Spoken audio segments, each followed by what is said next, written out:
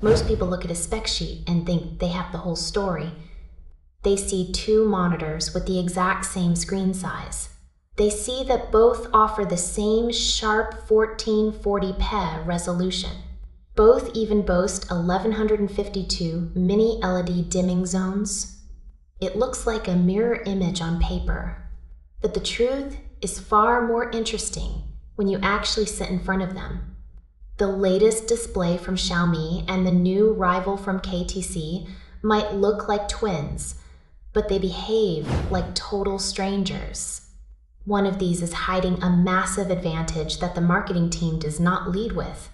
Both screens hit a smooth 180 Hz refresh rate. They both promise 1 millisecond response times. In a fast-paced game, you might not even notice a difference in the flow of movement. Then you look closer at the actual panel technology. Xiaomi went with an IPS panel. That is the safe choice. It gives you those wide viewing angles and fast pixel transitions everyone talks about. But it comes with a heavy price. The contrast is just okay. When you turn on that local dimming, things get weird. The backlight response on the Xiaomi is incredibly sluggish. You can actually trace the grid of the dimming zones just by dragging your cursor across the desktop. It feels like the screen is struggling to keep up with your eyes. It is distracting and takes you right out of the moment.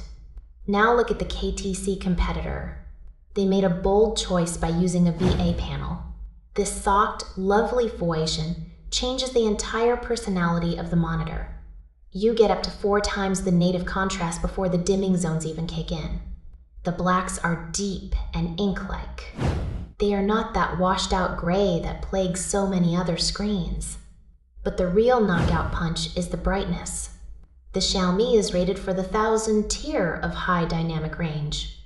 That sounds great until you see what the KTC can do. It is rated for the 1400 tier. In actual tests, it pushed nearly 1900 nits at its peak. That is a massive leap in performance. It is a completely different league of visual impact. You see details in the highlights that simply disappear on the other screen. There are fewer artifacts and less blooming around bright objects. The only real edge the Xiaomi holds is the connectivity. It offers 2 display ports instead of just 1. That is a big deal for power users who switch between a gaming rig and a workstation. But for pure image quality, the KTC is the winner. It gives you deeper blacks and higher peaks for a lower price point. It proves that you should never just trust the numbers on the box. When you are moving through a dark hallway in a horror game, the shadows on the KTC feel heavy and real. On the Xiaomi, those same shadows can feel a bit thin. You start to see the edges of the lighting zones trying to figure out where they should be. It creates a shimmering effect that can be really annoying. The KTC avoids this by having that higher native contrast. Seeing nearly 1900 nits on a monitor in this price bracket is almost unheard of. It adds a level of realism that 1000 nits just cannot match. Don't let the bigger brand names sway you.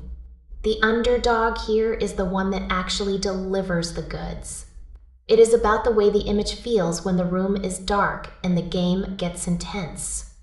Invest in the screen that actually respects your eyes. In this case, the choice is clear. Stay sharp and make sure you are getting the performance you actually deserve for your hard-earned cash. One screen tries to do everything safely, while the other pushes the limits of what this tech can actually do. The real magic is in the parts they do not always brag about in the headlines. Choose the one that brings the heat.